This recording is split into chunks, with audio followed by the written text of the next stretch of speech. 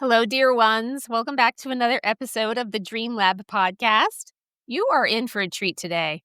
One of my most precious friends is joining me on the podcast today, Chelsea Brokordt.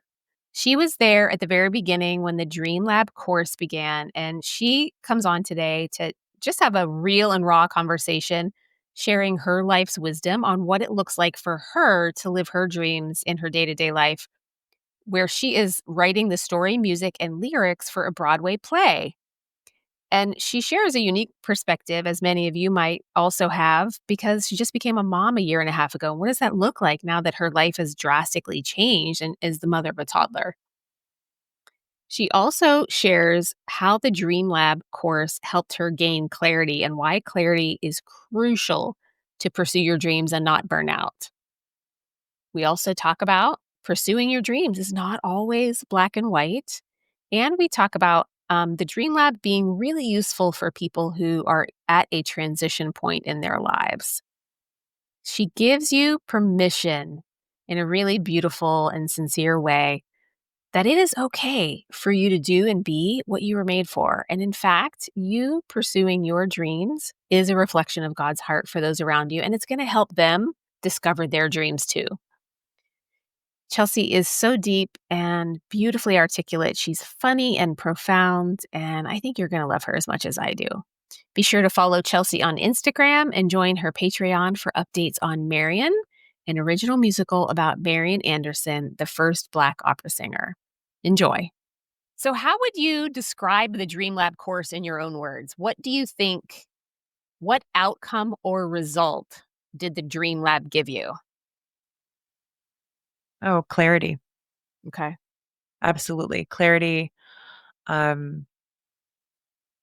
It gave me space, and the exercises that you had us do and the questions that you asked served as a mirror, right? An honest look at what was really important or what was making me come alive the most. Mm-hmm.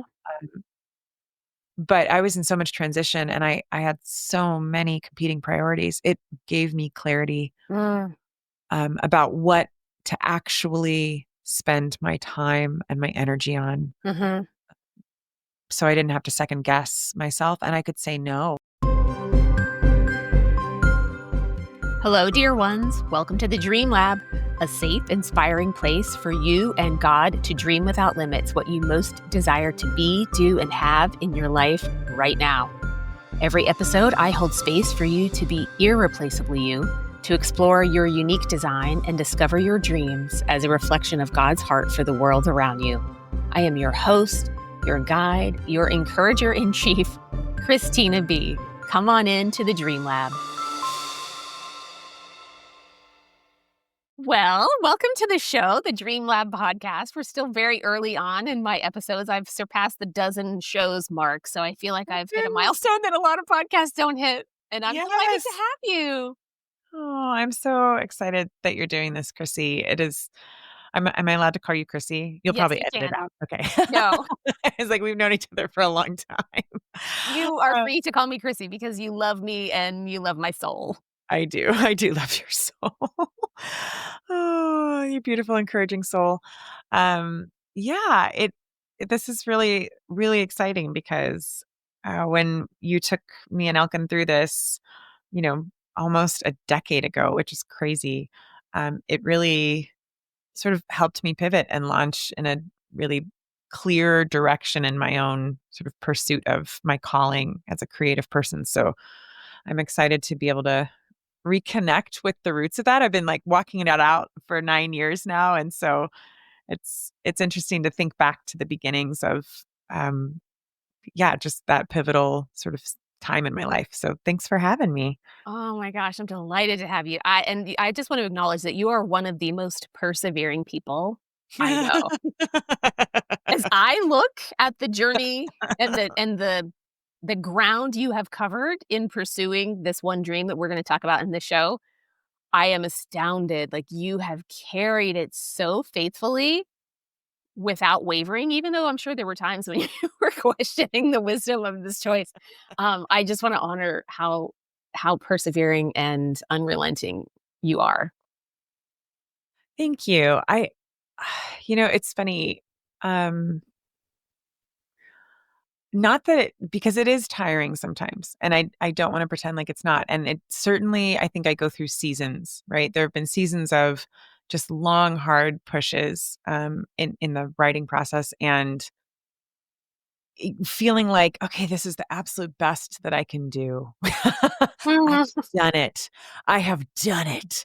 And then, realizing, oh, there's more.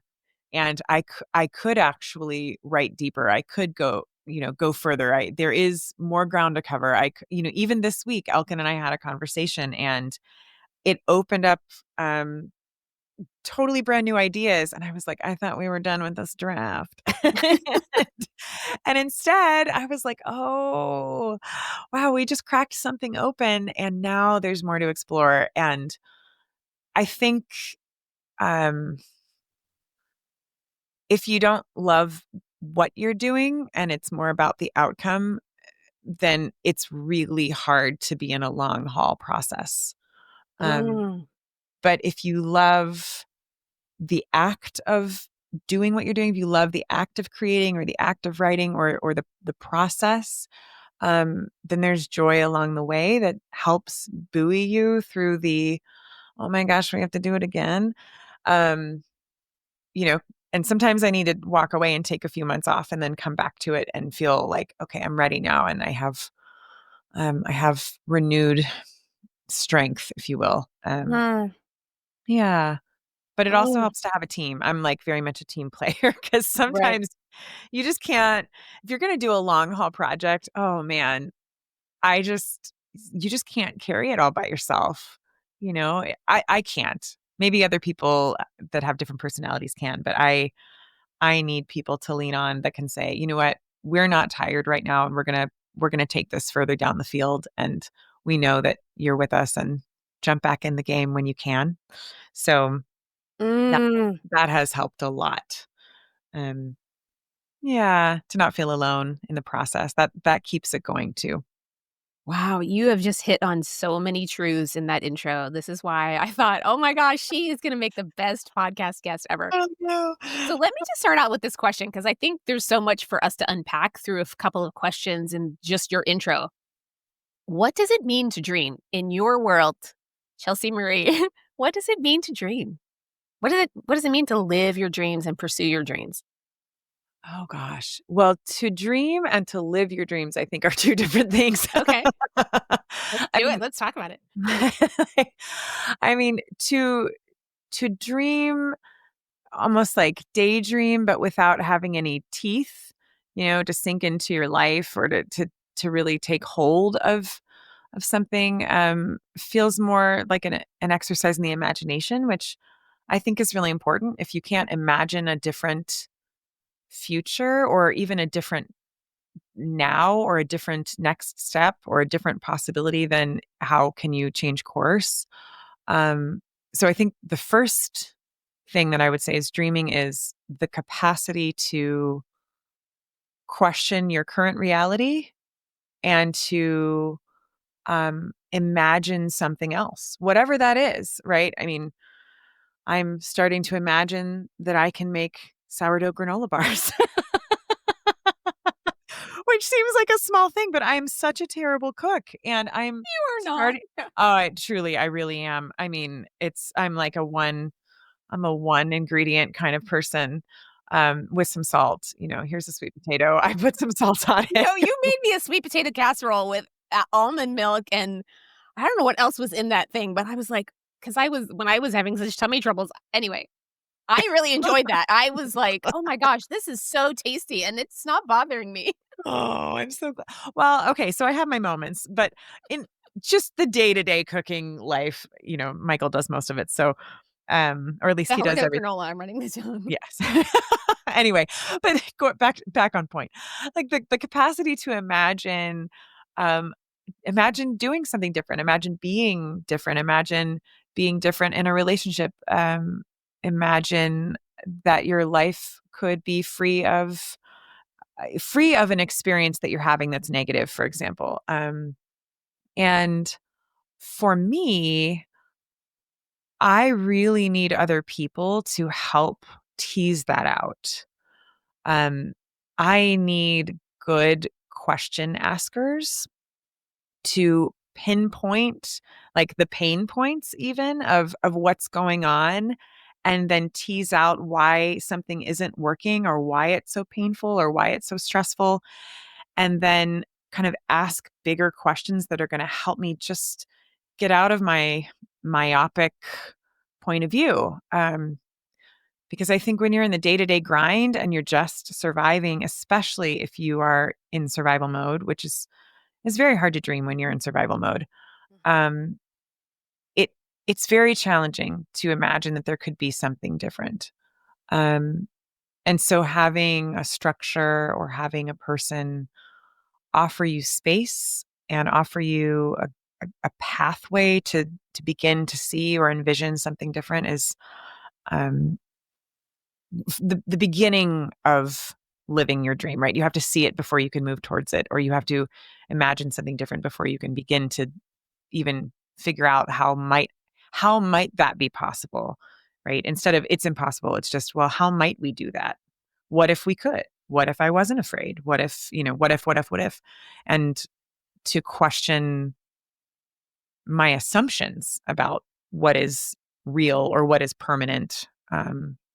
I think that's all part of dreaming too, is being willing to question, uh, yeah, being able to question my certainty. you know, like, Mm.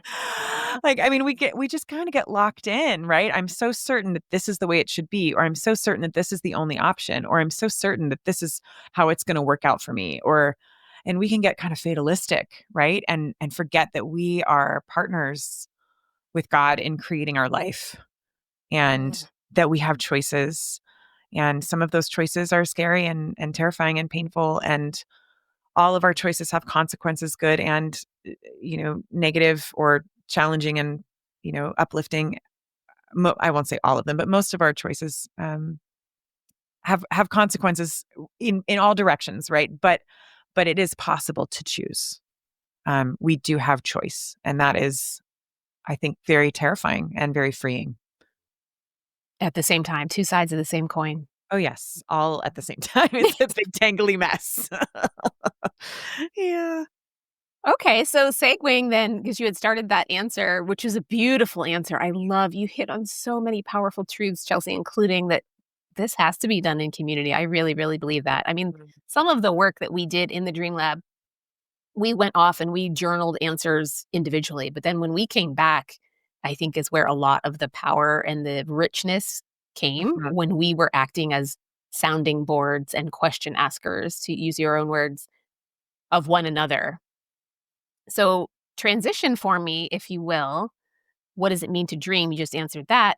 From there to what does it look like to do that day to day? In your day to day life, you're a new mom. He's a year and a half now, right? Mhm. Yeah. Yes. What does that look like now for you to continually choose your dream every day? Oh my gosh. Well, wow, that is a question I was not expecting. It's funny because today, so this was the first day in 2 weeks that I've had any time to myself, any meaningful time to myself, because my husband travels for work, and so I've been alone with our toddler for 2 weeks. And so I feel like trying to live into my dream, which is I write for musical theater. I'm a writer. I'm a composer, lyricist, um, as well as many other things. Right? If you're an artist, you're probably self-employed doing a gajillion things, or you have a hopefully a day job that pays for your life, and you can kind of do your art in other spaces, or maybe it's your profession. I don't know. There's a bunch of different ways it can work, but for me, I teach music. I music direct. I work sort of tangentially with students doing musical theater, and then I'm a writer. So in the last 2 weeks, what that has looked like is managing my writing time around naps and bedtime. And it has been 100% about trying to figure out the logistics of how do I make an appointment with my writing partner that I can keep, that I'm not going to be too tired to do, Um, do I need to get a babysitter? And, for the first year, I didn't because we just really couldn't afford babysitting. And then someone, again, this is community, right? Someone said, well, isn't there like a kid in your neighborhood that would just come play with your son while you're there? And I was like, there probably is. And I found one. I found a girl in my neighborhood. She's too young to babysit alone yet, but she's great just hanging around with my son so I can get an hour to myself. And it's a lot less costly than paying an adult nanny or something, full time. So, or I trade babysitting for voice lessons. I did that this week. So a lot of my living into my dream right now is managing the logistics of how to do it, being a full-time stay-at-home mom. Um, and uh, I think thankfully I'm far enough into my own creative project and process that I don't have to have the startup energy that I needed at the very beginning because I don't know that I could do that right now in this season. I'm starting up a human, a tiny human. And it's And starting up a musical. well, I mean the musical is ongoing, right? It's I'm on year 8 of that, but it's I don't think that I have for example, I have an idea of like a children's musical I want to write or the next musical I want to write. And I just know in this moment in my life, I don't have the internal bandwidth to expand into a new project beyond both my raising my son and completing the musical that I have spent 8 years working on. And so the great thing about that is my priorities are rather clear. Um, and so I sort of have these dreams that float around of the next thing, and I will make a note, or I'll put it on my shelf, or I'll pitch it to a friend, just so that I'm still reminding myself that there is a future dream that's coming. Like this isn't the last thing that I'm ever going to do. Um, and when there is more space in my time and my mental, emotional life, I can pivot into, starting something new. Um, but right now, living my dream means, you know, first of all, I really wanted to have children for a long time and I didn't, and now I do. And that's very exciting. It's also like such a wild, um, mixed experience, like, um, the sort of glorious, delight, and also it is very overstimulating living with a toddler.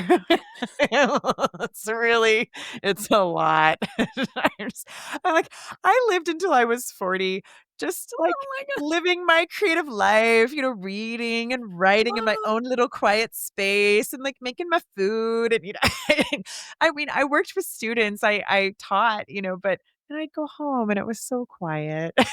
And now it's just, there are unpredictable screams at any given moment that Oh my I gosh. have to try not to react to. So, it is both glorious and it's a huge pivot. Yeah. So I think that the reality day to day of living into your dream, whatever it is always my I'm guessing, I can't say for everybody in all circumstances, but for me, the reality of living into my dream of being a mom, the reality of living into my dream of being a musical theater composer, there is always a cost as well. It's never like, woohoo, everything is going great and I'm coasting now. Like the dream isn't to coast. The dream is to do something meaningful, or lasting or something that matters. That for me, and um if you're doing that, it's not free. It costs you something. But if it's really your dream, like then the cost is, I think, is bearable in most moments. And so I don't even know if I answered your question, Chrissy. I'm sorry. No, you did. You absolutely answered my question. And you hit on, again, some really powerful truths in there that if it's really your deepest heart's desire, there are moments where it might feel heavy and you have to make different choices because your priorities have changed. You have a son now. Right. You have to take care of your child. And I've been talking about in some of the prior episodes about like choosing your dreams when faced with a choice doesn't mean abdicating your responsibilities. It just means you have to decide you only have 24 hours in a day, 8 of those you're sleeping, Yes, conceivably. hopefully. Yeah, maybe not in the case of new moms and dads. 8 of those, you might have a full-time job, and then Right? you have family time and fun time and errands and cooking and cleaning and all of those things. Yeah. You have a limited amount of time. You are not superhuman. You Yep. can't pursue a dozen things that you're really passionate about, which is why the Dream Lab course really forces you to get clear. And it doesn't mean that that's the only thing you're going to focus on forever and ever, amen, but rather you have a What's right finite now? amount of time. What is right now?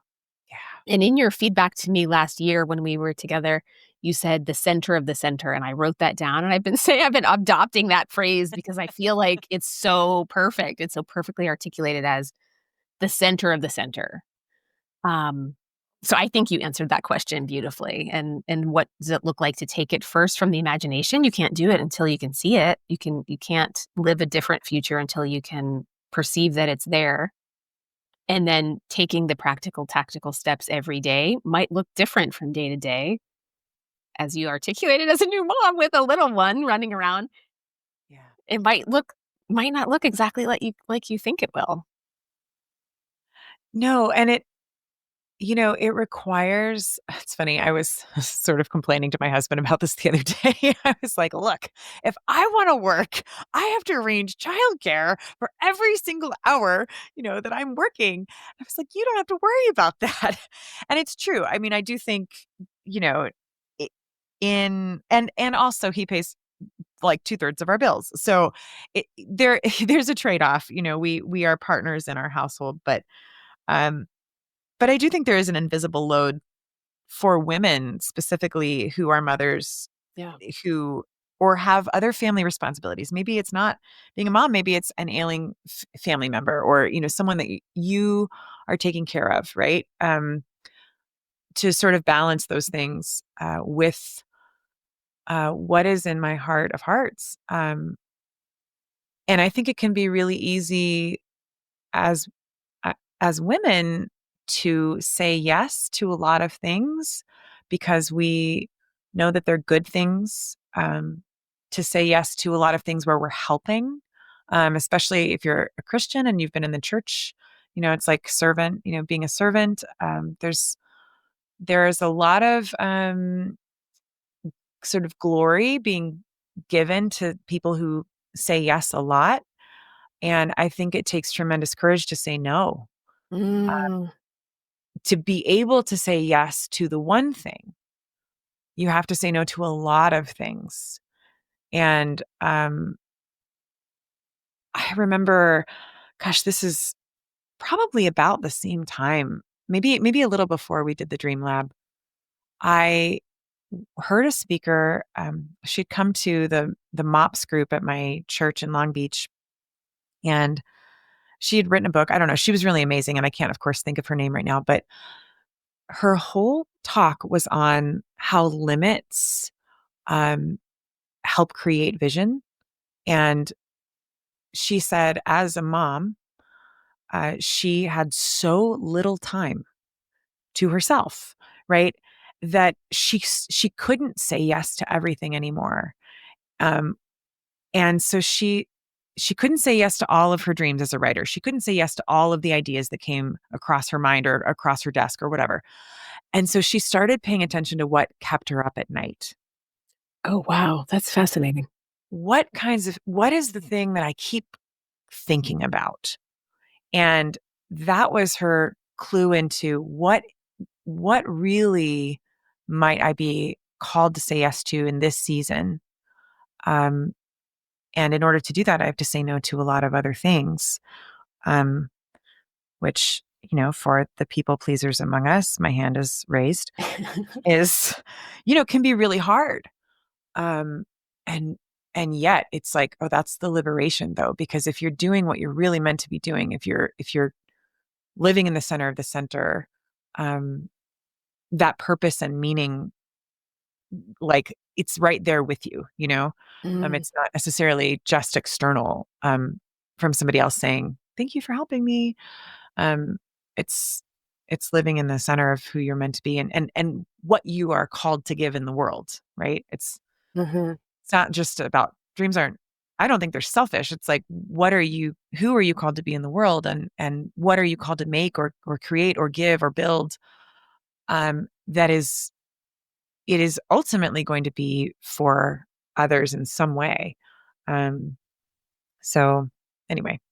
yeah, no, you're hitting on so much. Oh, Chels, Mhm. I don't know if you realize how much wisdom and really deep insights you carry and articulate so beautifully.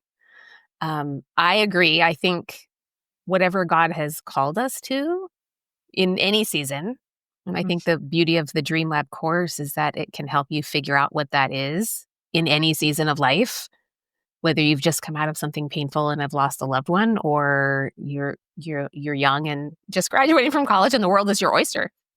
I Totally. think this kind of work can help you figure out what the center of the center is for each person in any season of life and perceive that as also for the other people around you. Like this isn't just for you to express your gifts in the world and while you're doing it, it's going to bless the people around you.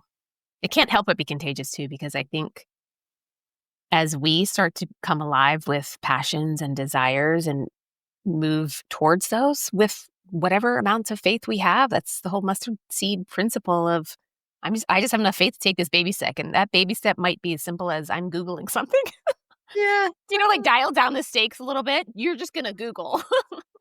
Like the Yes. bar is low. Your only job is to just like ask a Gather a friend who little does this information. thing Yes, a question. exactly. Which is so funny because I think when we think it's gonna commit us for life, you know?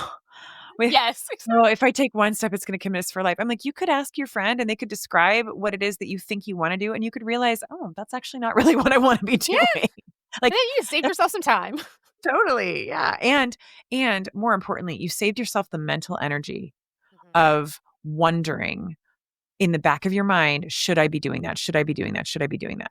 Like, perfect example, I really thought I meant to live in Maine, you know? I I love I'm that story. I am meant to live in Maine, and, like, so, I mean, I went, it was so healing, it was so beautiful, I went back the next summer, I got to live there for 3 months, I got to work on my musical, I mean, gosh, I had an ocean view and a cabin, it was ridiculous, you know, it was so amazing, and I thought, "Okay, I'm gonna live in Maine," and then, the pandemic hit, and all my sort of plans were up in the air, but when I finally did move to Maine in October of 2021, I lived there for 1 winter, and by February, I was like, "I don't wanna live in Maine." That cured you of your desire to live in Maine. Did, but So you know funny. what? I was fantasizing about it. I mean, it became this, if I lived in Maine, we sort of fantasize about these dreams like they're gonna solve all of our problems, and It it certainly did many things for me. There were so many things I loved about it, but I really had such a hard time in the reality of the winter, and I learned I can't do that for the rest of my life. I can, you know, that's not good for my mental health. It's not a long-term thing that will work for me, and I'm so grateful I had the opportunity to do it for 1 winter because otherwise, I probably would still be fantasizing about it, Christina. I'd be living in Kentucky going, "Ugh, my gosh, it's so hot, but if only I lived in Maine, my life would be perfect," It's like, it's not. Just call me, I'll remind you, you said to me, "I don't ever need to be that cold again." No, I don't. I don't ever need the sun to set at 3 p.m. Oh, geez. Oh, Lord, that's funny. But I But, do remember very specifically, though, in your visioning exercises in the Dream Lab, you saw very clearly walking down this wooded pathway, and then you came to a lake, and I Yes. realized when you lived in Maine and you were sending me pictures, I was like, "Oh my gosh, that's like your vision." And so it's a perfect illustration of how it might not look exactly like what you think it will. You're in your mind, you had to live there, Right. but in Yeah. reality, you got seasons there that served a really deep and beautiful purpose. So Yes. you got your vision, and it Totally. wasn't meant for you forever. Yeah. Yes, exactly. Which is, sometimes kind of nice when you can just have the good parts. Like, it's, it's like dating, It's like, I mean, marriage is great, but like, dating is fun. It's also not permanent. So it's like, oh, that's, Yeah. yeah, that's not gonna, this was fun for a while, and now I'm ready to move on, know. And I dated Maine. I dated Maine. Oh, So, and you decided it was not for you. This is yeah, not a long-term commitment you were willing to make. you know what? We'll be friends. We'll be friends. I'll see you like once a year, maybe in In the like fall. July. Yeah, in the fall. Yeah, sometime. But yeah. Oh my gosh, you are so funny. Yeah, I'm so glad you remembered, um, that sort of ideal day visioning exercise that you had us do because, um, I think we talked about this, but, I had forgotten about that, um, and it makes sense to me because having lived in California for, 15 years at that point, I was so tired of the city, and I was tired of the traffic, and I was tired of the haze, and I was tired of the even the color palette, right? The color palette of Los Angeles, God bless it, it's dusty, The It's desert. greens, it's desert. The greens are yellow greens, they're not blue greens, and I grew up in the bluegrass state, so I grew up with huge, immense expanses of green, and, um, living in California, I was like, "Where am I?" Um, and you know what? I don't this is not an all or nothing, right? California is where I met you. California is where I met Elkin. California is where I met almost all of my songwriting partners. So I don't wanna say that place doesn't matter because I think it does. If you wanna be doing something like sometimes you need to move to a place where there are other people that are doing that at a really high level. Um, if that is your vision, right? No, that's not why I moved there. I moved there because my family was there because my dad moved there because he was a composer and he was working in film and TV. So he was doing something at a high level. Um, and it wasn't a hobby for him. It was his career, and he needed to be someplace where as a career he could make a living. So it made sense to be in Los Angeles. I feel very grateful that the connections that I made there are long-term enough, and the technology that we have now is such that I can live in Northern Kentucky and be writing with people in Los Angeles. I can live in Northern Kentucky and be, going to New York for my show. I can, it's like it's easier to live in an affordable place and travel to Los Angeles for a couple weeks at a time. Or at least it was before I had a toddler. I don't know what it'd be like now, but yeah. Um, Mm. anyway, so it's when I lived there, envisioning a place that was green and quiet and refreshing, that makes sense because that's what my soul really was longing for. And I had to laugh when I found Maine because it is pretty much as far as you can get on the map of the contiguous, continental United States, as far away from Los Angeles as you can get. It's so It's like the far, polar opposite of everything Los Angeles. complete opposite corner of the world, like of our country. So yeah, part of me needed to get away, and I did. And Mm. I'm very grateful to the people that allowed me to stay with them so that I could write and experience that. Mm. A lot of my being able to live into my dream has been because of the hospitality of other people that had an extra room and said I could stay there for, a few weeks or a month or, whatever amount of time. And, I learning to receive that was was part of moving into being able to do what being able to write. So Mhm. yeah. When we did the Dream Lab together, this has been so many years, but it was a little half-baked potato back at that point. It all started with me listening to a message from Chris Valentin.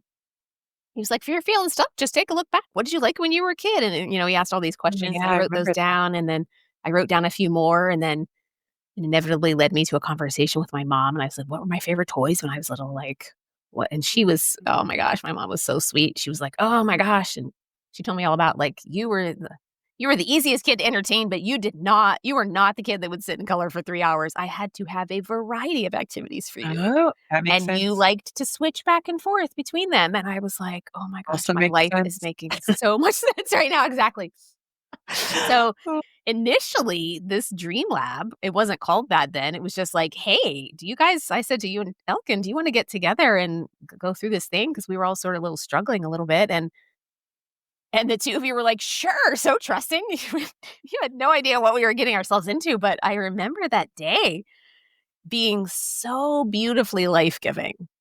It mm, was quiet, it was peaceful space. I had 2 people with me who I trusted implicitly with my heart mhm, and in with mhm. the things that came up, Yeah. and I remember so vividly, like, going off and journaling answers to the questions because we all did it together. I mean, I kind of sort of moderated and led us through it, but we all did it together, Mhm. and when each of you came back and read your visions out loud, I was, like, in them with you. Like, I was in your vision with you, envisioning all of it, which is the only reason I remembered the whole green space, and I was like, "Oh my gosh, you got your vision, like, you're living where what you saw."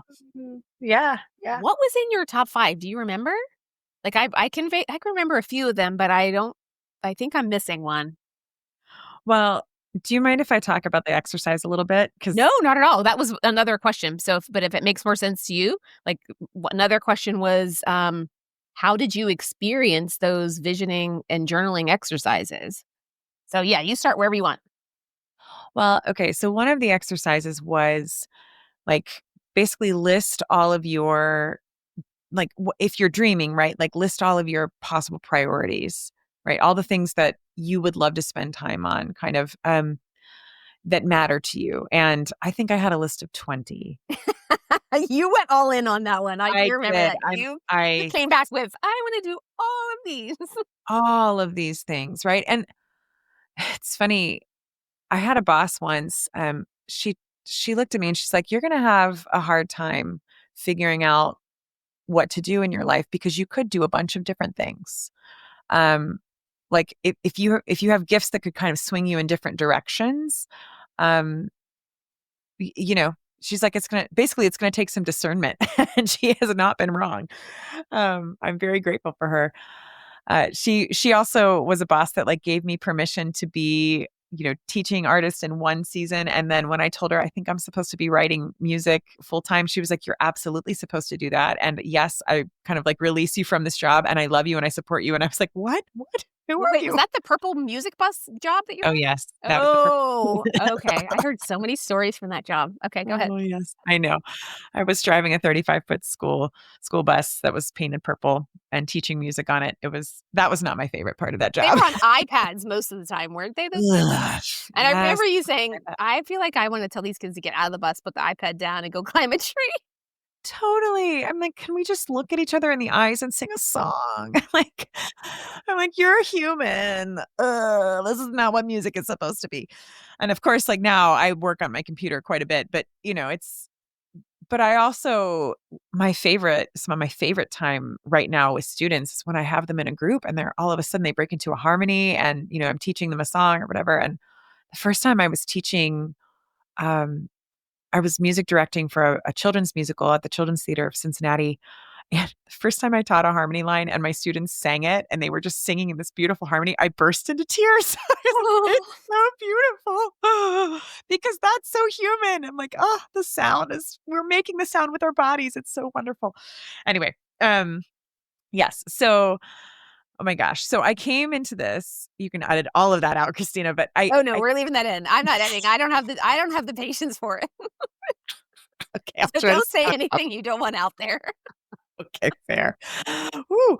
Um, so I came in, I had a list of like 20 things, right? And I think that was probably really reflective of the season of life I was in. I was in a lot of transition.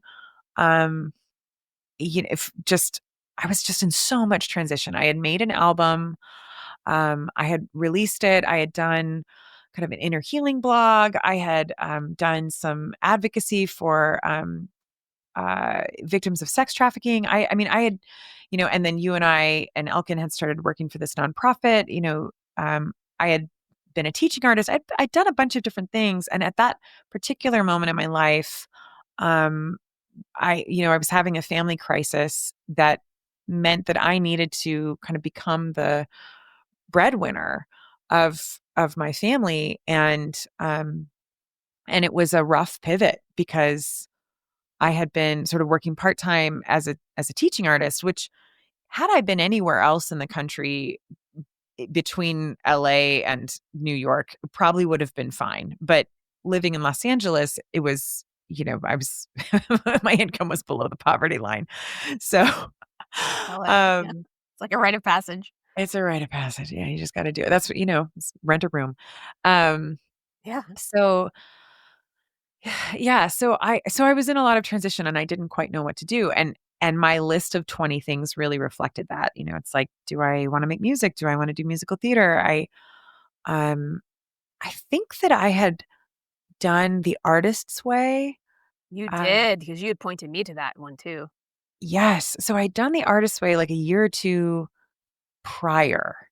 And that was another kind of I hate to say program, but a process that helped me just take baby steps towards more clarity, towards uh, discovering some things that I liked. It sort of reconnected me with my love of musical theater. And I was, of course, terrified of that because I thought, oh, no, please, this dream died so long ago. I don't want it to be Oh, resurrected. no. And it's so scary.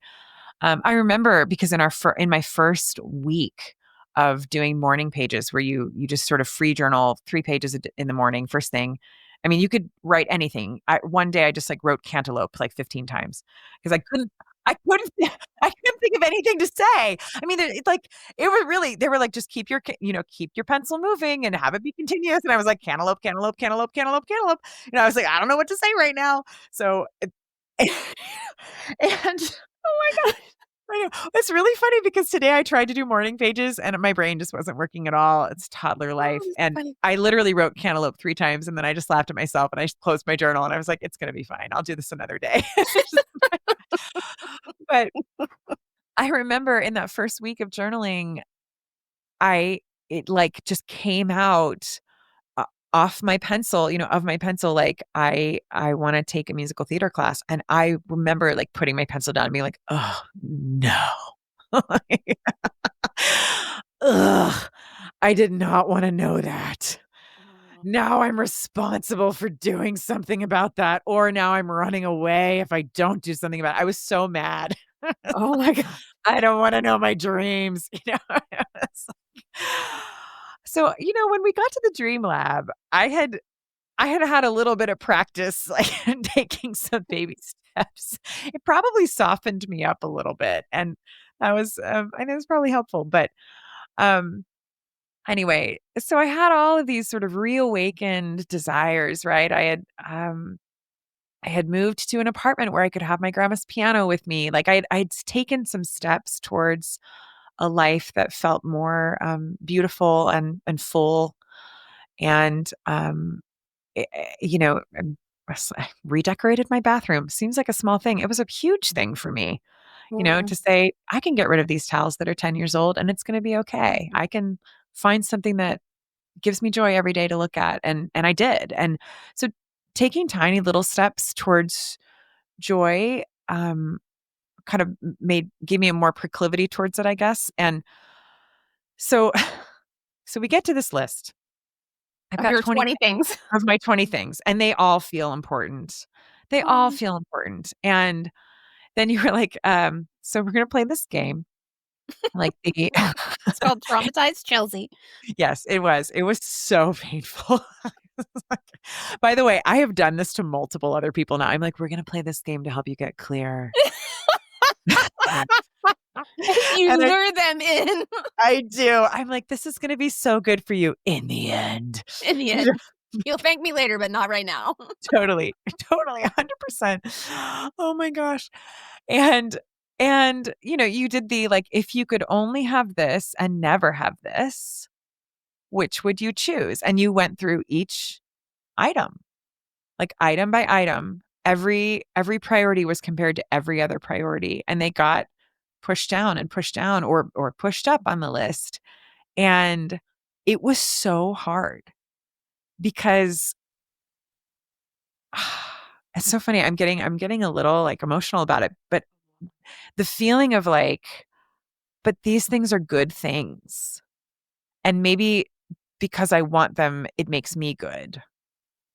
Right? Like I wish I didn't have that in me, but I do. It's like maybe helping people in this way or doing this good thing like makes me good, you know, or like it counteracts some shame or whatever it was.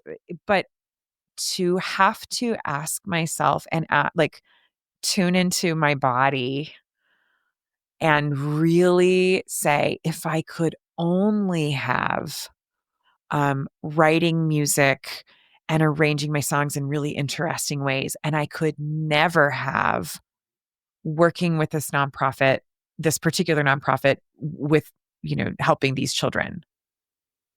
Oh, crap. One of those things makes me look like a good person, and the other one could kind of make me look a little selfish. But writing music was the center of the center for me.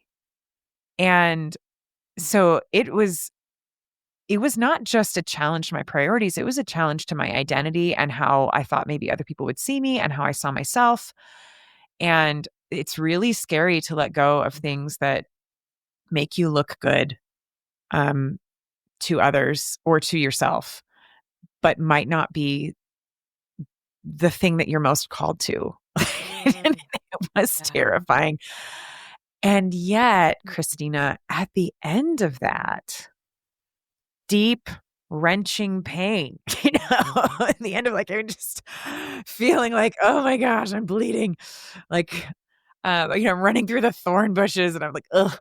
Um, at the end of that, I looked at those top 5 things and it was completely clear to me that there was nothing else that was more important to me right now in this season. And I don't actually think I could have done that exercise had you not said for this season. Mm, Because if I had to think about it for my entire life, if I had to, because then your identity really gets tied up in it, right? Like, oh my gosh. yeah. There may be a moment in my life where working at a nonprofit that helps children is what I'm called to do. Sure. Um, I've actually worked at nonprofits with children on and off my whole life, but I mean, my whole adult career. But it's for this season, what is the truest thing that I think is like the most important to me and that I feel like the most energy around, the most joy around, the most hopefulness around. And I think one of those things was I was trying to find that list and I can't find it anywhere. But it was 2016, so Yes. it's been a hot minute. They've shifted, but I know one of those things was achieving time and financial freedom. Mhm. And part of that was wanting to have time to do the creative work that I felt really called to be doing, and having the financial freedom to do the creative work that I felt called to be doing. So I didn't know how to achieve that, but that was part of the like part of the vision. Um, and then one of the other things had to do with, I think, writing, like songwriting every day. Mhm. Um, And then another one was arranging my songs with composers in really interesting ways. And that seems, you know, dreams are so specific and they're so personal. And for me, that was incredibly personal and very specific because I love songwriting. I am not the best pianist. And so when I get to collaborate with someone who has a gift to bring my songs to life in ways that I can hear, but I can't do, um, Yeah. it feels like, oh, I'm living into my fullest creative potential. And also I just love collaborating. So collaborating with composers.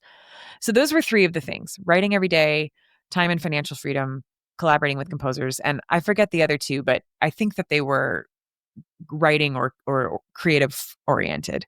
Musical Um, theater was one of them, wasn't it? I think you're right. I think, yes, something about musical theater.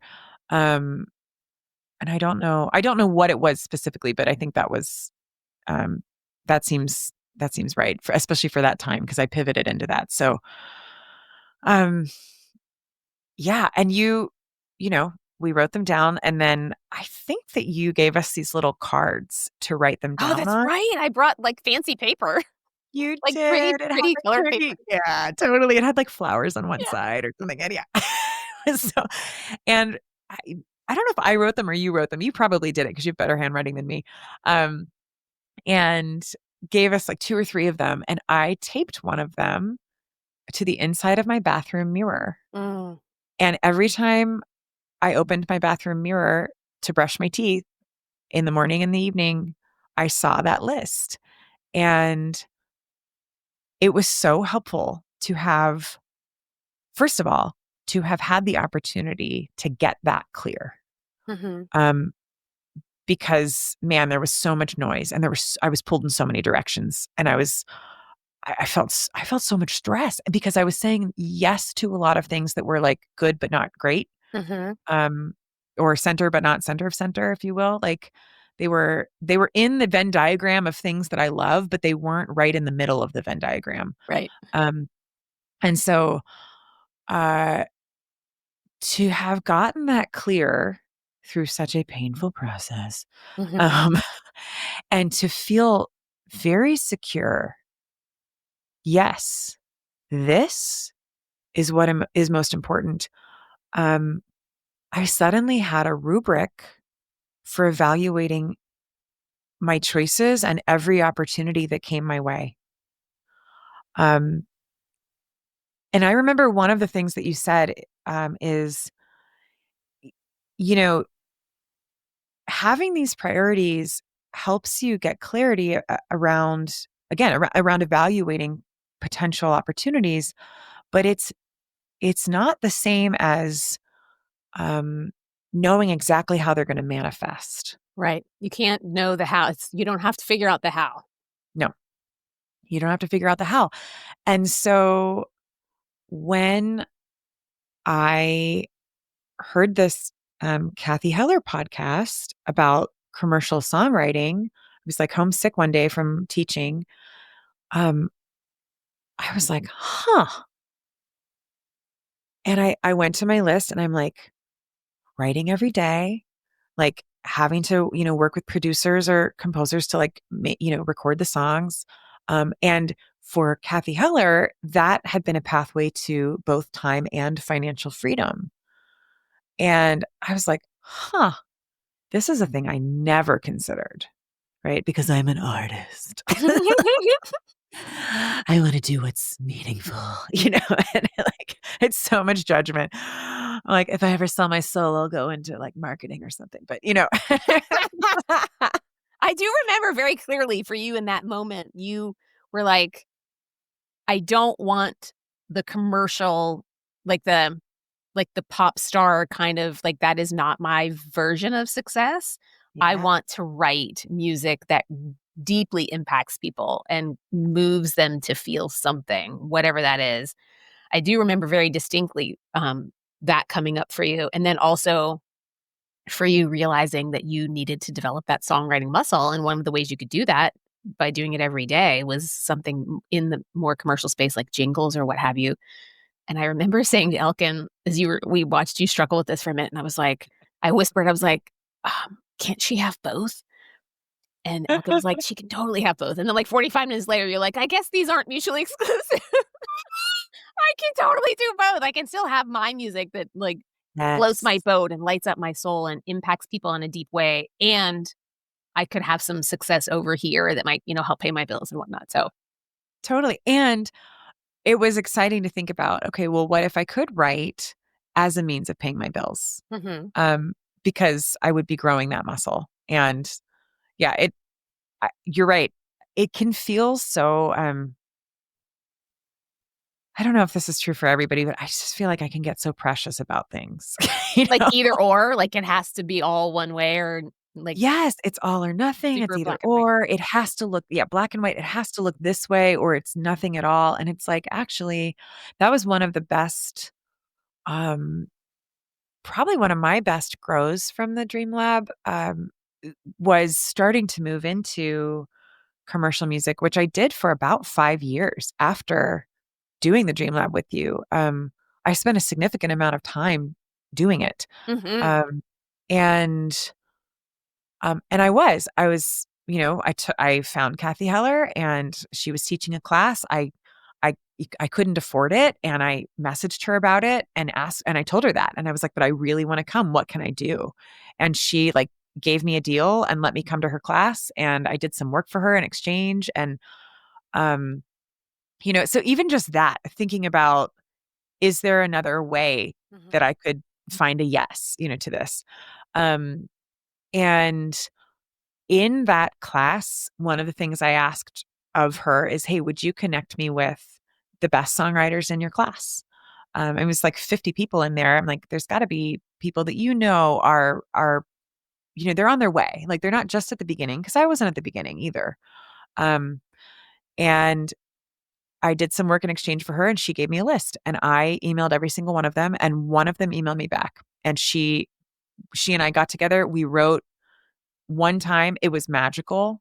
She was so amazing. We have created 2 different bands together and written a bunch of commercial music, to pitch for film and TV. We've had some placements on TV together. And, um, all of that came from this tiny little seed of, I wanna be doing this every day, Mhm. and I want time and financial freedom. And had I not had clarity around those priorities, I never would have said yes to this. Like, Right. it didn't check all of my boxes, but it checked enough of that top 5 that it was worth at least exploring. Yeah. And, um, when I look back on that, Christina, I'm like, "Oh my gosh, I did. I got to exercise that muscle every day." I met so many people through that class, and I was driving to LA like 3 or 4 times a week to do writing sessions, and finally I just said, "Can we work on Zoom?" So, eventually I got smarter, but for a while it was like, okay, 4 days a week, I'm driving up to write for 3 hours with somebody and we're going to write a song. We're going to write a song in 3 hours. I mean, I had never had that kind of um, time constraint, first of all. Uh, and also, my writing up until then, I had been so precious about it. Like, I have Mm. to have all the feelings and I have to have deep brainstorms and it has to be emotional. And I was like, you know what? Actually, this is also just a skill. Yeah. And And so it's like, "Oh, we need to write a song about sunshine today? Okay, let's figure it out." And really, it's like legitimate. Like, "Oh, we're writing a song about the best day ever? Okay." And it's funny because I look back on that season and I think about like a weird mercy of God for me in that season was, um, we had this list of here are the most common topics, like these universal themes that you find in a lot of songs.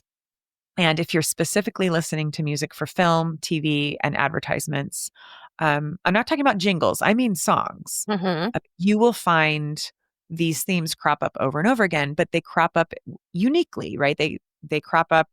How can you say it's good to be home, but 40 different ways?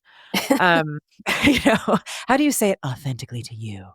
Um, and so I had all of these topics, 95% of which were really positive.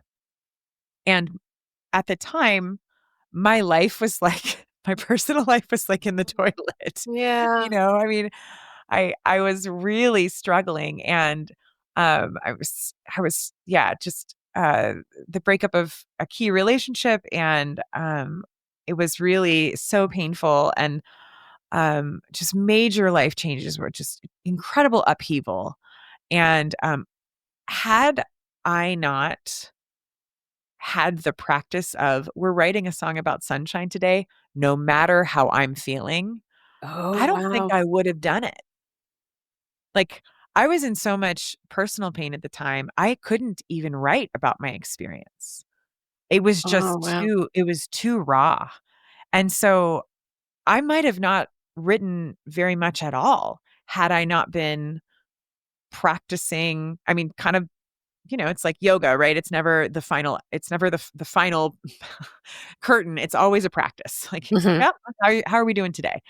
Um, that's what songwriting was more of a practice. Um, and I got less precious with it, and I got faster, and I got smarter. And no, did I write my favorite song every time? No. But did I learn how to imbue what I was writing with things that were important to me? Yes. Am I proud of what I made? Yes. Is it the deepest writing I've ever done? No. Like, I have other outlets, for that Mhm. now.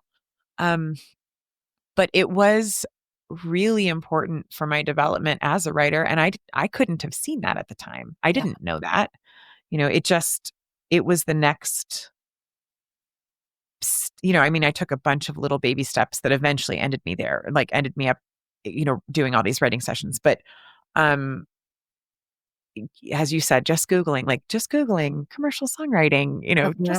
just Googling if there was a class, just finding out. And then, oh, it's, just, is there a way for me to go even though I can't afford it? Um, none of that would have happened. I don't think I would have taken any of those steps. Um, had we not done that deep clarifying work together. Mm. So thank you for that, because I mean, truly really changed the course of my life as a human Oh. being, and as a creative person. So you facilitated that, Chrissy. Oh my gosh. That was such a beautiful time, our time together. And again, you articulate things so meaningfully and so beautifully that I just want to point out something that you said is that you took baby steps. You were Yes. listening to a podcast and it resonated with the work that we had just done to come to your top 5. You emailed her. She wrote back and said, "Here's how much it costs." You couldn't afford that at the time, given everything that was happening in your personal life, but you didn't give up. You asked the question, like, "How could I make this work? Could we have a trade? Can I help you in any way on the course in exchange for participating?" And Kathy Mhm. Heller, God bless her heart, she's so open and, like, Totally. totally an artist in that way and said, "Absolutely, come on board." Yeah. And I remember, didn't you do some work with her on, like, helping her structure the curriculum, like, organize it in a methodical, logical way, or did I make that up? No, I did. Yeah. I So it's funny, she had just made this foray into teaching, like this little class that was gathering in Hollywood at this little theater, it's probably a 99 seat theater. Um, she had had commercial success with her own music. She had a licensing agency where she was licensing songs from different artists to pitch for film and TV. She was having a lot of success for that. And she decided, I could probably teach other people to do this. And so she had done a podcast interview about it. That's how I heard about it. And, Okay. um, and then, um, she, started teaching this class. It was like once a month on a Saturday. Um, and so the first time I went, uh, I listened to her talk, and it was so brilliant. And she's an incredibly creative person, and she is very good off the cuff. Yes, she is Um, brilliant at that. totally. And she has like huge ideas, and is very, as many creatives are, very like circular in thinking, right? Mhm. Like she she's so fun to listen to, because She has an idea and it sparks another thought and it sparks another thought. And all of them are very valuable. Um, Listening to her, I was like, man, she could put this online and create an online course around this. And I went up to her and said that to her. And she's like, you know what? Somebody else just told me that. And it was like a brand new thing for her at the time. And I said, you know what? I'm a teacher. I have experience in curriculum development. I would love to take all of your content and create linear modules out of it. And she was like, yes, let's do it. and, and I was like, okay, that was hard, and it was great because I got to be steeped in the world, of her content. And she signed up for, I mean, this is one of the things I love about Kathy is she's such a, yep, I'm going to try it. Yes, let's do it. Yes, let's figure it out. Yep. She like just doesn't, when she seems to have a really good sense of what's next for her. Like she's a pretty strong internal compass, I think. And so she just jumps. Um, having a really clear yes helps you jump, I think. And so she jumped into it and she signed up for like, how do you create an online course? And I got to take that with her. Oh, was that the Amy Porterfield thing? Yes. Yeah. Oh, I had forgotten that how steeped in all of this you were with her. Oh yeah. Yeah. I took the Amy Porterfield course with her. I just had her talk off the cuff and like wrote down everything that she said and then try to break it down into modules and like make it into linear, make sense. And then, we went back and forth and I pitched, this is what I'm thinking based on what you said. What do you think? And it was so fun. I made the very first kind of deck of slides. This is her very first course. It has been rewritten and revised since then many times without any input from me, but I was privileged to be part of the first kind of draft, if you will, like first draft of the Dream Lab, the first draft of this. How do you take the content that and break it down so that it can be manageable and teachable to other humans? Like, it was really fun, and being around her was so encouraging. Yeah, she's a remarkable person. So I don't even know how we got off on that, but yeah, like one little yes kind of led to these other yeses, and it made sense. It's like, oh, I get to learn more and be around somebody who's doing this successfully. And she, was one of the first people. She listened to the songs I was writing and gave me feedback on them. And it was really helpful, to have somebody who is living in that world and steeped in that world, that we could do something mutually beneficial for each other. So I was very grateful. And the weird thing is, Chelsea, I had forgotten all of that.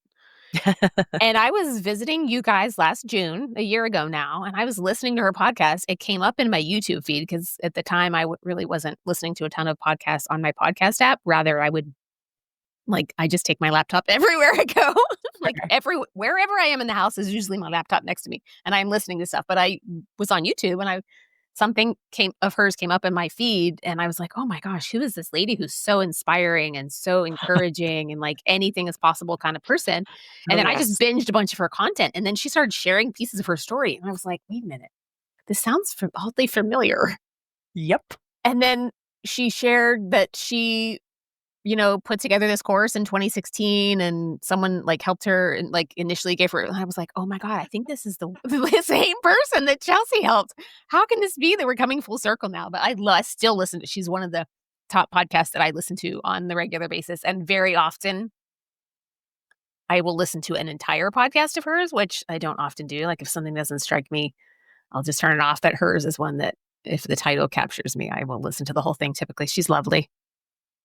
She is. And she carries that anything is possible energy, which, yes, I think that she is, I don't know how to say this, but kind of uniquely unburdened. But I also know that she's done a lot of work to get there, internal work, right? Yes. Like she's she's Yes. taken steps toward her own dreams in many, many ways. And, um, but she's a person who she doesn't hesitate. And I think there's a beauty to that. And I think she's willing to figure it out as she goes. Mhm.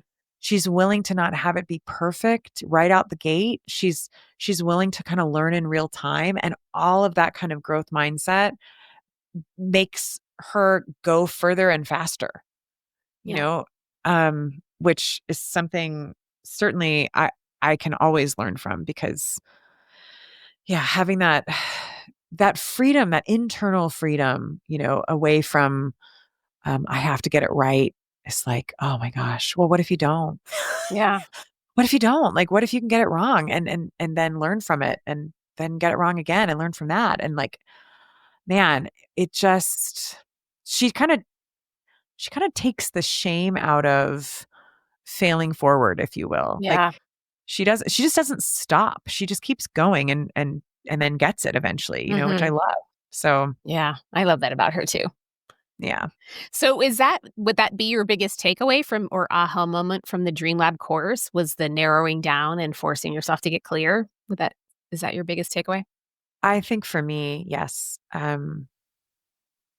And doing it in community was really interesting because I think I don't remember all of Elkin's, but I remember one of them was to like love her family. Oh, that's right. It was like be present and love her family. And I didn't have kids at the time. I didn't, you know, um so she had all of these other kinds of things, she had a myriad different kinds of priorities, and hers were I think a bit more varied than mine. And um that was the number one thing for her, and it was so clarifying, and it was beautiful for me as her friend because then when she's talking about things, choices she's considering or whatever, I'm like, I'm holding those priorities that were important to her heart as well, Mm. you know? And I just remember, um, I don't know if this was part of the Dream Lab, but I think it was. I just remember us both being like, you should be in charge of things, Christine.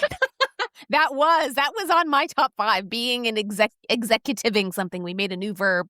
Executiving. Yes, because yes, and I stand by that, Um, you have yes, you have so many executive functioning skills. It's like very, you know, you should be in charge.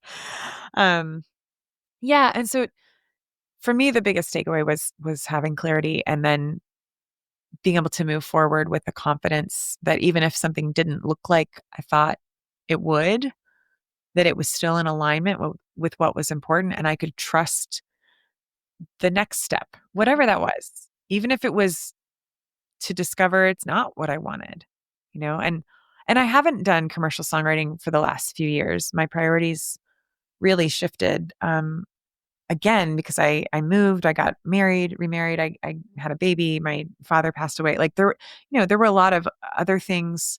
And creatively speaking, I really only had energy and time for one thing. And I devoted that to Marian, the musical I've been writing. Um, but for that season, it was helpful to realize that something I've never considered as a possibility actually might be in alignment with what's most important. And what if like I just said one yes and then just evaluated, right? I'm not again, it's dating. It's dating. So yeah, I think that was my biggest takeaway. Okay. It was helped me be really confident. That's good. So good. Helped you From move forward with confidence. This is what I need to yes. devote my time and attention to. Yeah. So, how would you describe the Dream Lab course in your own words? What outcome or result did the Dream Lab give you? Oh, clarity. Okay. Absolutely. Clarity. Um, it I mean, it gave me space and, uh, the exercises that you had us do and the questions that you asked, served as a mirror, right? An honest look at what was really important or what was making me come alive the most. Mhm. Um, but I was in so much transition and I had so many competing priorities. It gave me clarity Mm.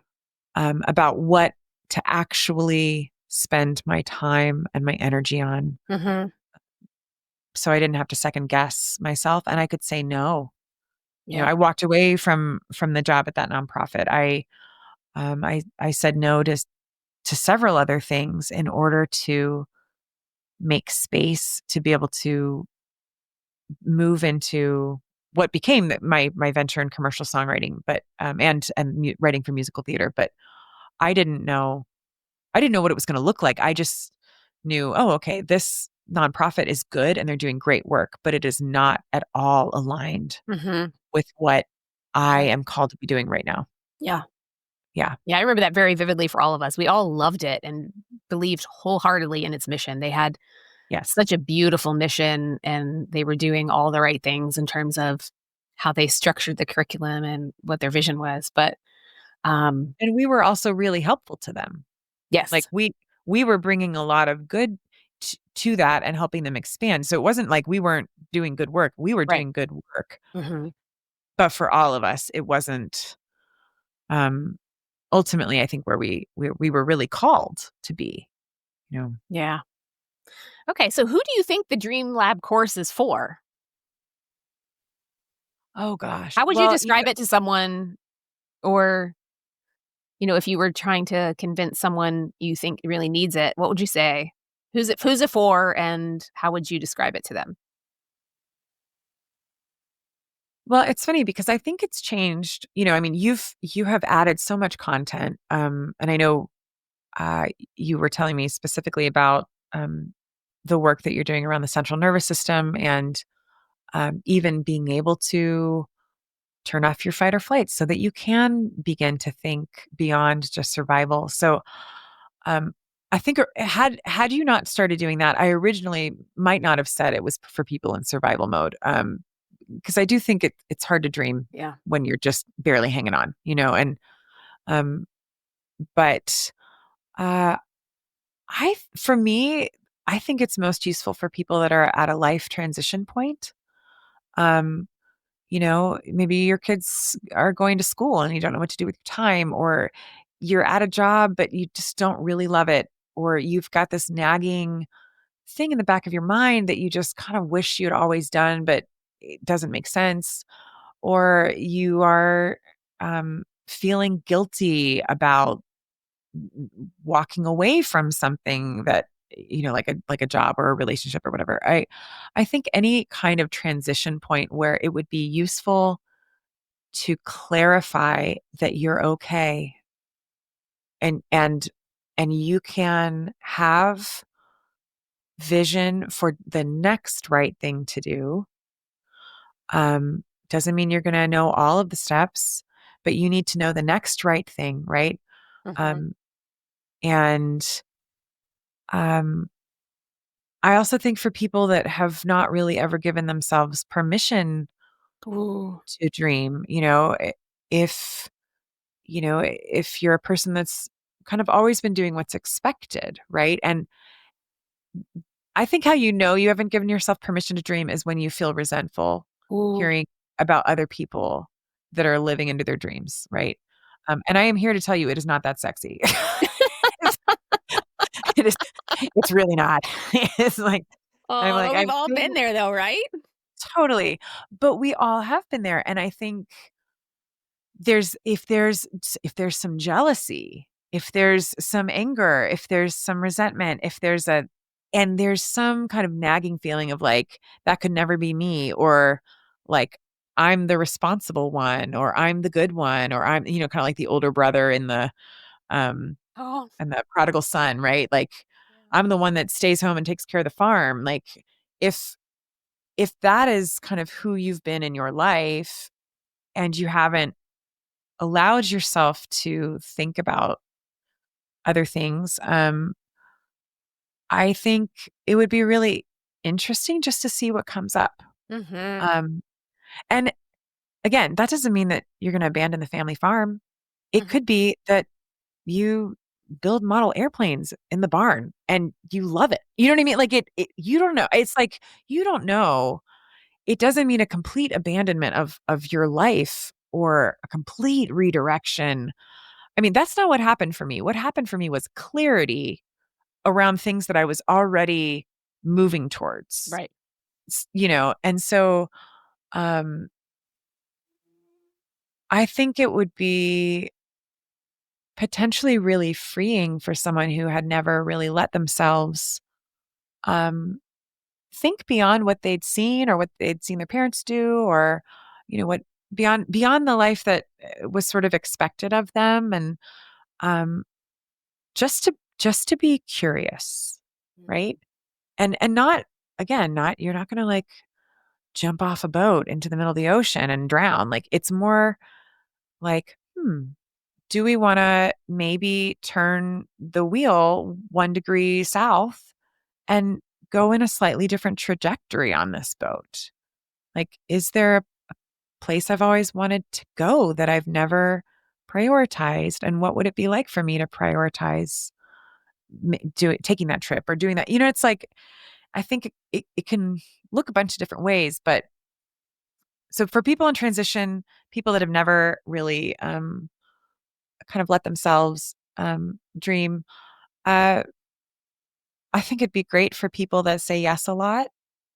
Um, if you're a person that says yes a lot and you feel resentful, um, especially if you feel like people are ungrateful about all that you're giving, that's it's a yellow light, to slow down and maybe stop and take stock of, like, doesn't mean that what you're giving is bad, doesn't mean the fact that you're giving it is bad. It's just maybe um, there is also space for you in that, you know. Maybe it's a both Yeah. and it's you know to be able to move through your life without resentment towards other people who dream, or resentment about how much you're giving. I think honestly, just that would be really Yeah. freeing, Yeah. Yeah. Oh my gosh. The dreaming without limits part, I think, is really, really important because when I set up the exercise where you come up with your list, and you said a couple times that your list had like 20 things on it and it was kind of all over the map. Yeah. Um, but you really honored the instructions of the exercise, and that was to dream without limits. If it sounds inviting to you and inspiring even a little bit, write it on your list. If it sounds impossible, write it down anyway. Like, don't get in your way. Don't try to figure out the how. We're not there yet. Right. And so I think you took those instructions to heart and you really attempted to dream without limits. So you coming back with a list of 20 wasn't in any way wrong. It was you having permission that Right. nothing is off the table.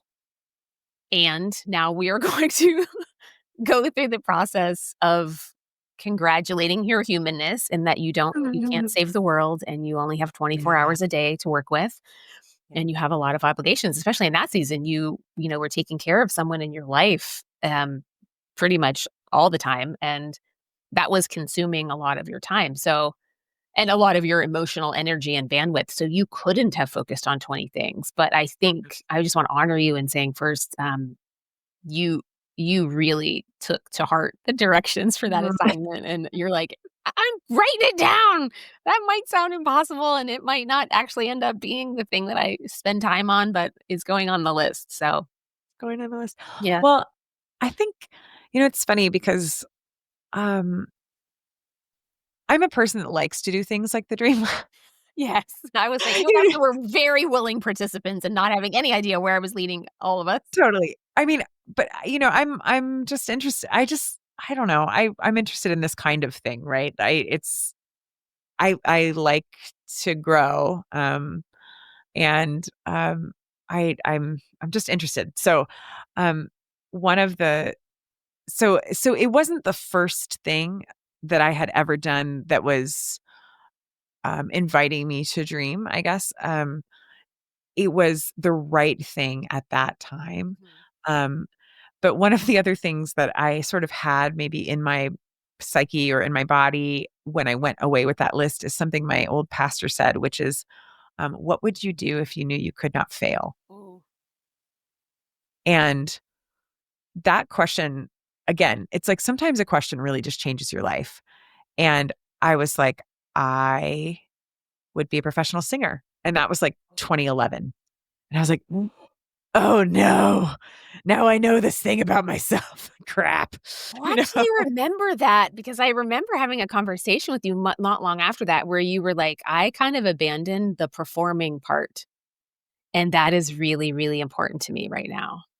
Yep. So you took that off of the back burner, out of the shadows, and you brought it out into the front.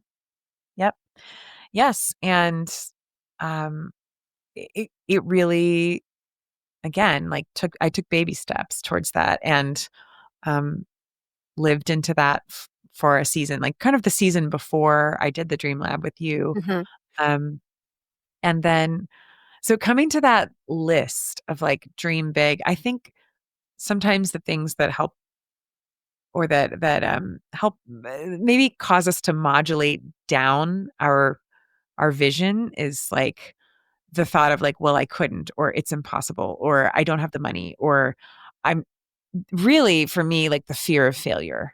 Um, I'm or the fear of what other people are going to say or whatever. It's like, okay, if you had everyone in the world's approval and you knew you couldn't fail and you had all the money in the world, like what would you do? Right? Like Mhm. there's sometimes I have to sort of mentally take those constraints off myself to give myself permission to expand Mhm. my heart, you know. Yeah. Yeah, so good, Chels. What do you think stops people from living their dreams?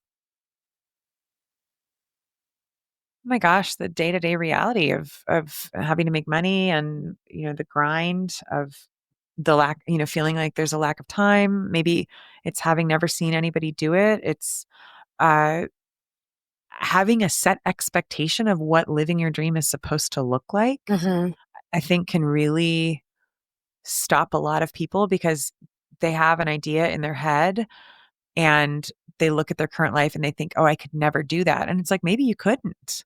Maybe you can't quit your job and abandon your children to go like sing in a country band. And, it's Mhm. like, Yeah. but does that mean that you can't take a step towards opening up the part of your heart that wants to sing or that wants to, it's like, I think we think the steps have to be huge, um, or that to live your dream is means it has to be your career. That's Yes. Oh, thank you for bringing that up. Expound upon that. I well, even hate that word. It's not inspiring it to me at all. totally. Yeah, your vocation and your career can be very different. Yeah. Um, you know, I think I have a vocation as a mom, I have a vocation as a teacher, I have a vocation as a writer, maybe even as a performer, I don't know, but there are so many different ways, and like when I'm doing what feels the center to me, like I'm writing, but I also love teaching and I get paid to do that. It's not um it's not a for me, I would have a really hard time working in a bank. I've done it. I've worked many desk jobs at like construction companies, and I end up making like art out of paper clips. It's really, really terrible. One time I was making art out of paper clips and my like temp boss like walked in to check on me and I was like, oh, whoops. Um, Well, in fairness, you had already finished all the work they gave you for a whole week they, in, like, I, 24 hours, so it's true. Boring. I was so bored.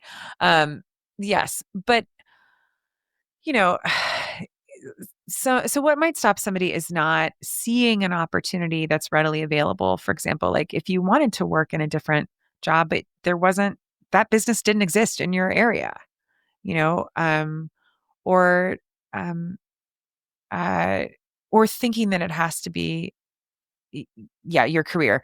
Um, so my job, which has changed a lot, has almost always been something educational and music. That's usually where I'm. making my money. I'm teaching music in some form. It has changed throughout the years. Right now I teach private voice lessons. This is the first time in my life I've ever done that in the last 3 years. Um, And you're brilliant at it, I might add. Having well, observed you doing it, I was like, "Oh my gosh, these kids don't understand," or maybe they do. Maybe on some level they realize how well you love them in that process. Go ahead. and it's funny. What even stopped me from doing that before is I grew up in a household where if you were going to teach voice, you had to have a master's degree in voice, Oh. and like it was all or nothing. You are either an opera singer and you teach voice, or you do not teach voice. And so I had to work through some of those beliefs from my family and realize I actually know quite a bit more about singing than an 11-year-old. Um, and I could I probably have something to teach them. It's true. You only have to be a step ahead. Yes. I mean, I've got to get, I'm a few steps down, the pathway, but I don't have to be on an operatic stage to teach an 11-year-old. Um, as it turns out, no more. I know more than a middle schooler, which is good to know. So, and now that I'm doing it and I like what I'm doing, I'm taking 2 grad school classes this summer for the first time in vocal pedagogy. Because I want to learn more, right? I didn't like start out there. I started with, oh, somebody asked me for voice lessons, and okay, I guess I could say yes to that and have some students. And then more students asked me, and I was like, oh, this is fun. And now that I'm a mom, I can stay home and do this. And oh, that's an interesting like way that kind of, I could work out both priorities in my life. And um, so it's um it- but I, writing is not where I'm making my money. Mhm. Um, but writing is where I mean, I just come so alive, you know. Mm. Um, and I'm alive when I'm teaching. It really is like I don't think I could probably live my whole life without ever doing it again. I really like what I'm doing. I love working with students. But if I was only working with students and I wasn't writing, I think that there would be something missing. Mhm. I think it would be I don't think I would be living into my full um what I'm here for. Um and which is interesting because my dad didn't like teaching. He never wanted to teach. He only ever wanted to write. Mm. And he did that. He only ever wrote music. And so I kind of, have a foot in each of these worlds and feel grateful that I have a way to make money that's not Mhm. in a bank. Um but if I did work at a bank and it didn't kill me, um then I'd have to prioritize writing in some other way. You know, Yeah. I'd just with your time. So anyway, I'm way off the topic. I don't even know what the question No, was I did wanna anymore. point out 2 things that you said there really quickly. One of them is, I think dreams a dream for one person could be something simple and small, like or not small, I shouldn't say that, that's not the right word, but, like, for Elkin, she just wanted to love her family really, really well and be available for them and create meaningful quality time as a family. Yes. But for somebody else, what might come up for them is, I need to make more aggressive or radical decisions. I might need to quit a job that is sucking the life out of me and make a really big pivot or move to a different state or a different country. Um, Yeah. and so I think there's room for whatever that looks like for you in that season. One of my friends, I took through the Dream Lab course 2 years ago, and one of her top 5 was that she is deeply interested in repurposing old clothes to breathe new life into them. Like, she sews, she crochets and knits and stuff like that, and she loves doing that. Like, that is deeply meaningful to her, to breathe new life into a garment. She also actually ended up picking up and moving to a different city as a result of the Dream Lab pretty quickly, like, in less than 2 months, probably. So, she had both something very deeply meaningful to her that I don't know what's the right word, Chels, help me. Not simple, Well, it's not small, it's just it's not personal. it's very, very personal and not necessarily life altering. It's something that she really loved and was passionate about. So I just want to make sure that people understand there's room for everybody. Whatever your dreams are, whatever comes up for you in this process, 'cause it's gonna look different for everybody. And then the second thing that I think you hit on, do you wanna comment on that first before I say the second thing? Well, I was just gonna say, eh, to your point about it not being small, um, if your dream is if you find a lot of meaning and joy in repurposing garments, like, to know that and name it Yeah. might not be a small thing because it might mean that you spend less time doing other things that Oh, you don't love. yeah. And it might mean that actually your joy increases, but that doesn't mean it has to become your job. Right. And so I think it can be life altering, but again, that life alteration, if you will, haha, Ah, pun um, intended. You guys do the that so fun that well. You Chelsea. we fun. Um, but the alteration might be not a huge move or not a career change or Okay. not a breakup or something, Yeah. but but that but it's important to her, Mhm. you know? Yeah. Okay, yeah, And that then was the a other thing you were really helpful distinction, yeah, because it could be super life-altering in the context of saying yes to something that brings her life and no to something that's sucking her soul dry. totally. The other thing that you touched on was as one person starts to move in the direction of their dreams, taking baby steps, it inspires other people to do the same. Hmm. I really, really do believe that. Because as you and Elkin, like, I remember dropping Elkin off. One of hers was she wanted to get back into directing musicals. Mhm.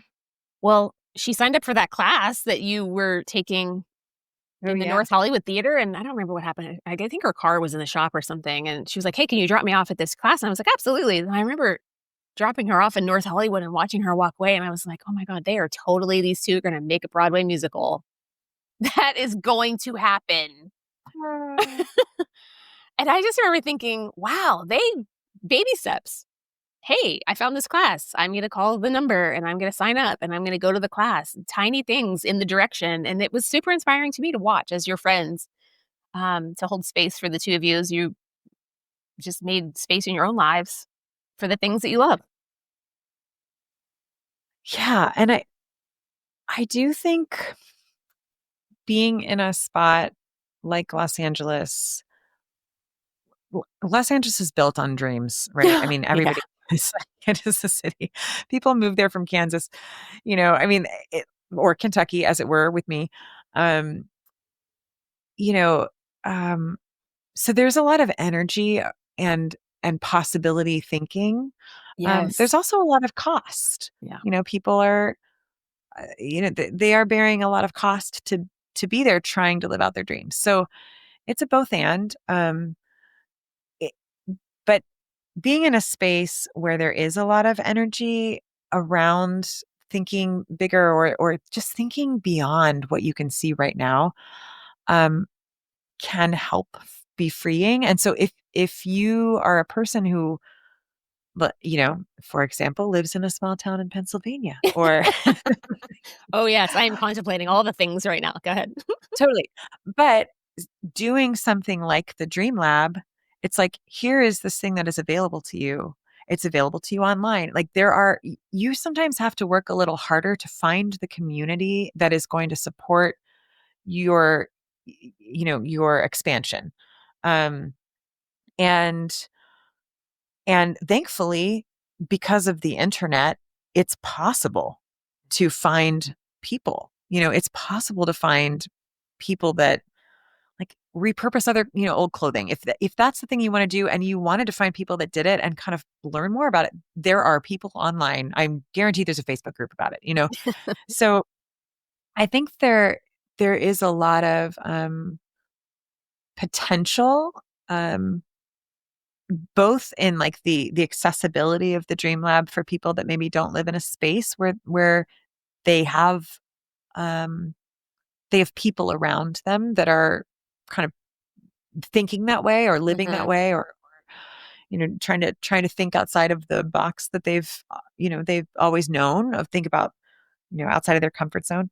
Um, the Dream Lab would be really helpful in terms of creating a community, or like even going through it with, even if you went through it with strangers that lived in other states, but Mhm. it's, you make meaningful connections with Yeah. people that can help you just take the next step towards joy. Um, Yeah. yeah. Oh, Chelsea, I am delighted that my audience, my small audience, albeit right now, that is not it's not gonna stay that forever because I really think the world needs this right now. I'm delighted that they got to know you a little bit this time in this podcast. Do you have any, well, 2 more questions. 1, tell us a little bit about MARIAN because you've been working on this for 8 years, almost 9? Yes. Yep. Yep. So Marian is the original musical that Elkin and I started, and is now our team has expanded to include 5 women. And it follows the story, true story. It's based on the true story of Marian Anderson, who was a Black opera singer in the 1930s. She had this huge voice, and many, many doors were closed to her in the United States, and so she moved to Europe and became incredibly famous, singing and speaking like 7 different languages. And when she moved back to the United States, she was actually the highest paid concert singer in the world. Oh, wow. um, yeah, she was making what would today be like in the million, a couple $1 million or something. So she was, when I say she was famous, I mean she was Yeah. famous. The European newspapers across Europe called it Marian fever. They were obsessed with her. And when she came back to the US for her homecoming tour, the Daughters of the American Revolution shut her out of their concert hall in DC because she was Black. And they had a no Negro policy, and they weren't willing to bend it, even though Eleanor Roosevelt, the first lady at the time, asked them to make an exception or asked them to change, do something about it. And they kind of held firm to you know, their tradition, if you will. And it sparked this huge controversy. And suddenly, Marian Anderson, who was just a singer, right? She was an opera singer. She just wanted to sing. She was not an activist at all. Like, I mean, at least not in any overt way. Um, she was kind of in the cross kind of the crossfire of this controversy. And Eleanor Roosevelt and multiple other people in the cabinet, in the presidential cabinet, worked behind the scenes to help create an opportunity for Marian Anderson to sing on the steps of the Lincoln Memorial. And they had 10 days notice to get people there. This is like Without pre-social internet, media. yeah, I was gonna say. No, no internet. It's like all you have is the newspaper and the radio. Good luck. And they announced the concert, and 10 days later, 75,000 people showed up. Wow. And it was the first racially integrated concert in the history of our capital, of our nation's capital. Um, I mean, it's beautiful. If you look at the crowd, you can see, I mean, it's black and white, all mixed together. Um, and so Marian Anderson gave this concert, and it really sparked a nascent civil rights movement. So I love this story. I think it's so incredible. One of the things I love about it is that Marian actually had a complete breakdown the night before the concert and tried to cancel it.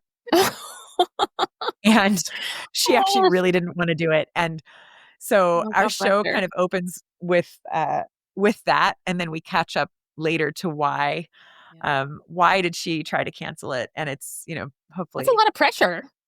it was so much pressure, especially, at the time. It's like How she old was was sort she of, then? she would have been 42. She Oh, was my okay, age. okay. I'm almost 42.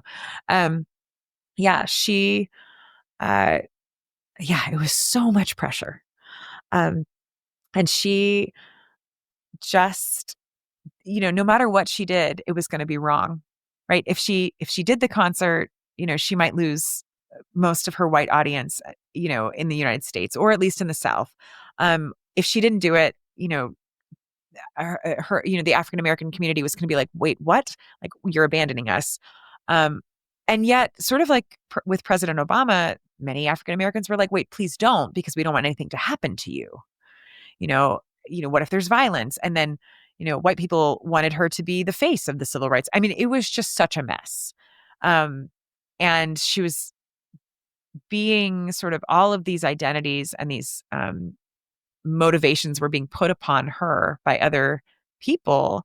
And she had to find a way to either sing or not sing. And ultimately she decided to do it. And so our show explores her journey into deciding why to do that, and what gave her the courage ultimately to make that step, because it had ripple effects for decades and decades. 10-year-old Martin Luther King Jr. heard her sing on the radio because it was live broadcast over NBC. And, she was singing on the steps of the Lincoln Memorial 24 years before the I Have a Dream speech. And so she was a forerunner. I think of her as like a John the Baptist kind of character in the civil rights movement. She was a forerunner and kind of an unwilling one,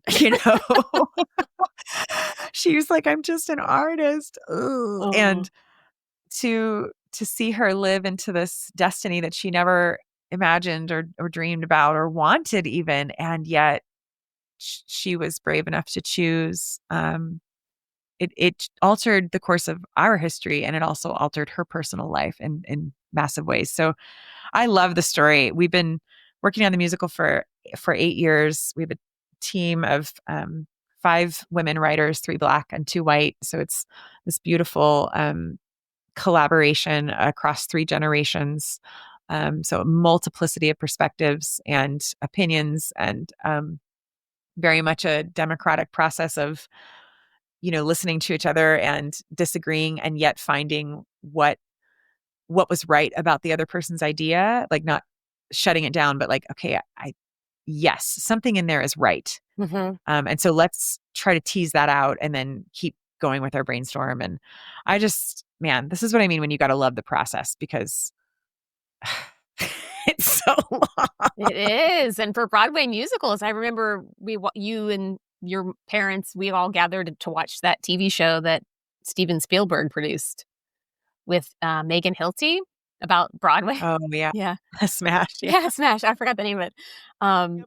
And I feel like you and Elkin knew that going in, that's probably about how long it would take to bring something to life on the stage. I think we had in our minds, 7 to 10 years and, $10 million is what they say. Knowing that, that's like somebody being like, you're going to have a baby. And you're like, I know how to give birth. I read a book about it. That's sort of the difference, Having been through it, I can tell you it's a lot more involved. It's a lot more involved. That's so funny. And this is why I love you. This is why I think anyone who listens to this is going to adore you. Oh, my stars. Yeah, do you have any final thoughts or words of encouragement for anyone out there who might be longing for something more, whether they know they are not living their dreams or whether they don't, but there's just an unsettledness? What encouragement do you have for them? Oh gosh. Just be curious. Just be curious. Be curious about what you're feeling. Be curious about what isn't working and why. I think the willingness to just let go of your expectations, even if you just suspend them for 15 minutes, long enough to do an exercise, long enough to answer a question, long enough to journal, long enough to talk to a friend, whatever the process is. I think it's practicing curiosity towards your own desires is really valuable. And I think I also just want to say it's not selfish to do the thing that you're made for. Um, you know, I I would have thought that, um, and I think I did think that for a long time. It had to look like I had to be working for a nonprofit for my life to count. It wasn't enough just to write music. And as it turns out, you can bring meaning and beauty to whatever it is you're doing, right? Like if you're going to make model airplanes, it doesn't mean that there isn't a possibility for it to not give good in the world. Like who knows? Maybe it's you connect with somebody else online and that only person's friend. I mean, who knows? You just don't know Yeah. how when you take a step towards or you're just curious enough to ask some questions or to take one step, um, how your life will unfold and the good and beauty that you will bring into the world through living in alignment with how God made you. Yeah. Because if I was working in a bank, dear God, first of all, nobody wants me working in a bank. I'm terrible with details. But I there is something in the world that I'm meant to give. Mhm. And whatever that thing is, like it's valuable and it's worth finding out about.